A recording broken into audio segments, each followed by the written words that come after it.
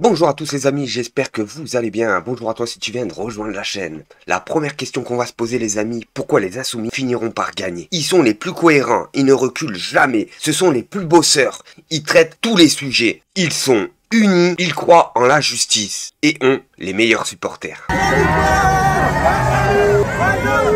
Putain mais regardez-moi ça les amis, regardez-moi ça. Quel politique en France a des supporters comme ça? Je vous le dis tout de suite, aucun. Il a des supporters, c'est un truc de malade. Et c'est pour ça qu'ils finiront par gagner. Parce que le peuple sait très bien que c'est les seuls qui se battent pour leurs intérêts. Magnifique. Et ce qui est beau sur cette image-là, c'est que c'est une boîte de crayons, une boîte de stylos de couleurs, les amis. Il y a des noirs, des verts, des gris, des blancs. Alors quand on traite la gauche d'extrême gauche déjà, là c'est chaud les amis. Mais quand on nous parle d'islamo-gauchiste, là, il n'y a rien à voir les amis. Il n'y a rien à voir. Regardez par vous-même. La plupart sont blancs, on est bien d'accord. Mais ce qui est bon, c'est qu'il y a des noirs, des verts, des jaunes. Je le répéterai jamais. Par contre, de l'autre côté, c'est pas le cas, mais pas le cas du tout. Ah,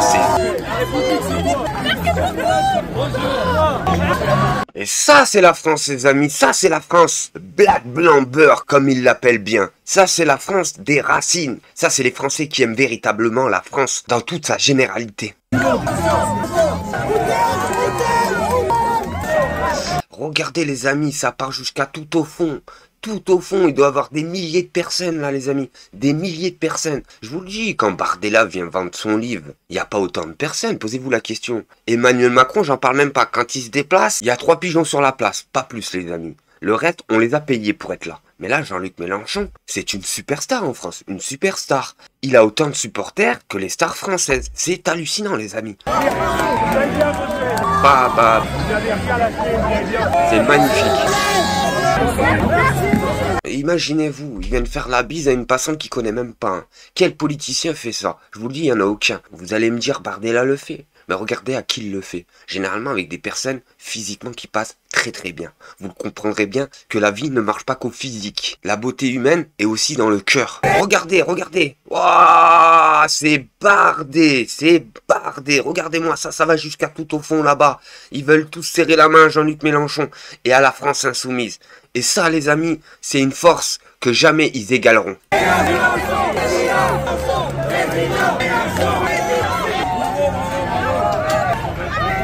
Mesdames, bonsoir.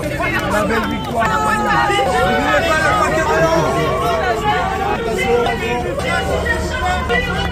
Ah, c'est dingue, les amis, c'est dingue. Mais ça fait du bien de pas être seul derrière la France insoumise. Ça fait du bien. On sait très bien qu'au prochain quinquennat, c'est fini pour tous les partis. Jean-Luc Mélenchon et la France insoumise prendront le pouvoir, qu'ils le veuillent ou pas. Et tellement qu'ils savent que Jean-Luc Mélenchon a toute la France et tous les Français derrière eux, sur tous les plateaux et sur CNews en particulier, retournement de veste les amis. On nous explique en direct, même Julien Drey va complimenter le talent de Jean-Luc Mélenchon. En expliquant qu'il sait faire de la politique. Le reste n'est pas à la hauteur. Et quand il dit le reste, c'est le reste des partis politiques. Jean-Luc Mélenchon aurait mangé Macron au second tour en 2022. Les amis, on regarde la vidéo et on fait une petite réaction. Fait est diabolique, mais avec ce qu'il fait est diabolique, mais avec intelligence. Et en face, les gens ne comprennent pas qu'ils ont quelqu'un d'intelligent en face. Ça, c'est terrible. Hein. Il faut regarder, ils ont un plan. Moi, je suis d'accord avec Julien Drey. Ils sont intelligents. Eux, ils font de la politique. Manuel Bompard, il sait faire de la politique quand les autres, finalement, font que du marketing, jouent tout à l'ego et prennent les Français comme une somme d'individus atomisés avec de vagues discours marketing.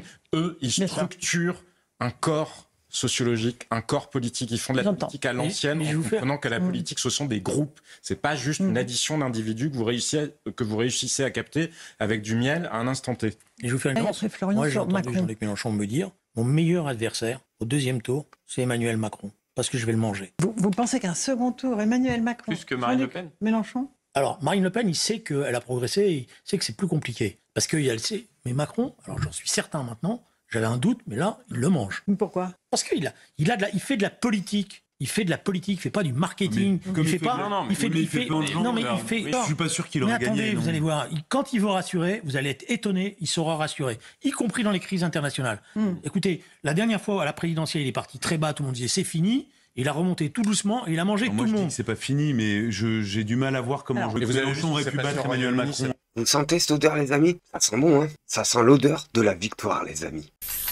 Et les amis, on va parler de Marine Tondelier qui nous explique: j'ai écrit au chef de parti qui défend le front républicain. Tout le monde m'a répondu sauf Gabriel Attal.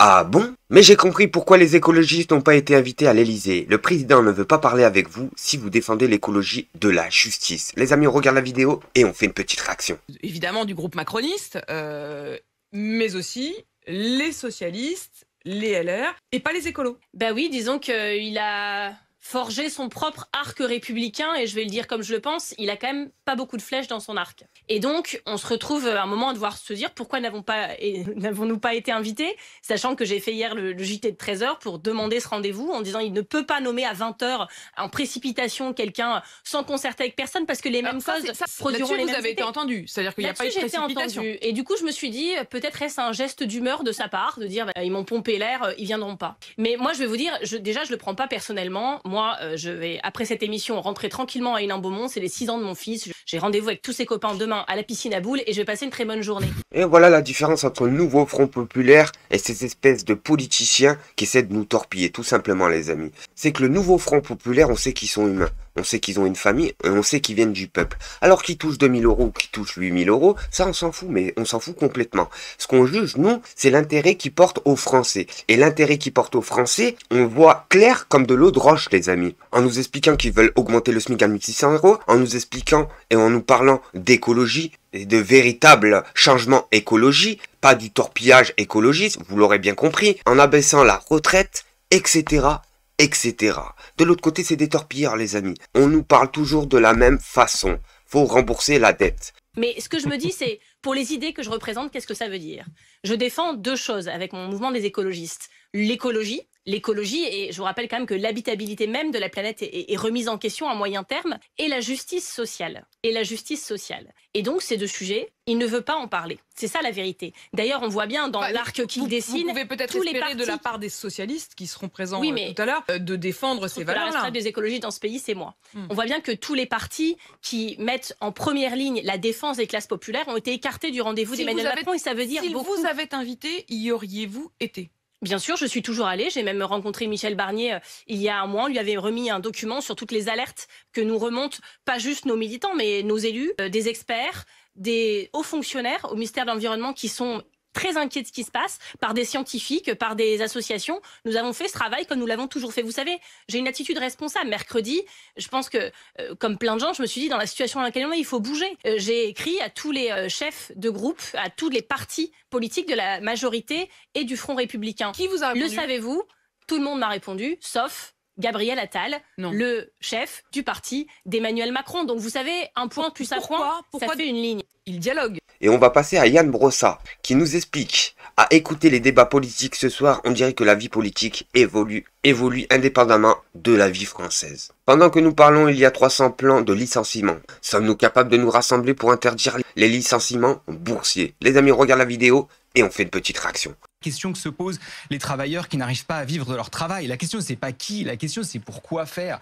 Et je trouve qu'on a quand même des débats qui sont tellement stratosphériques, on a l'impression que la vie politique évolue indépendamment de la vie des Français. Moi, si je me suis engagé en politique, et je pense que c'est quand même le cas de beaucoup de monde, c'est parce qu'on avait envie de changer les choses. Et donc, parlons du contenu. Est-ce que nous sommes capables demain d'avoir un gouvernement qui, par exemple, met sous condition les aides publiques aux entreprises? Est-ce que c'est normal qu'on verse des aides publiques à des entreprises qui gavent leurs actionnaires et qui licencient? Il y a 300 plans de licenciement en ce moment en France, c'est 300 000 personnes qui risquent de se retrouver sur le carreau. Est-ce qu'on est capable, par exemple, de dire qu'il ne faut pas appliquer la réforme des retraites? Je parle même pas d'abrogation, ne pas appliquer la réforme des retraites et permettre aux 50 000 personnes qui devaient prendre leur retraite cette année de partir en retraite cette année comme elles l'avaient programmé. S'ils souhaitent continuer à travailler, qu'ils continuent à travailler. Mais est-ce que ceux qui s'étaient projetés dans le fait qu'ils allaient pouvoir partir, bien sûr que cela se négocie. Et je vous le dis, le programme du nouveau Front Populaire, il a été travaillé sur la base d'une majorité absolue. Nous n'avons pas de majorité absolue. Et donc nous en tenons compte. Et nous sommes prêts à discuter.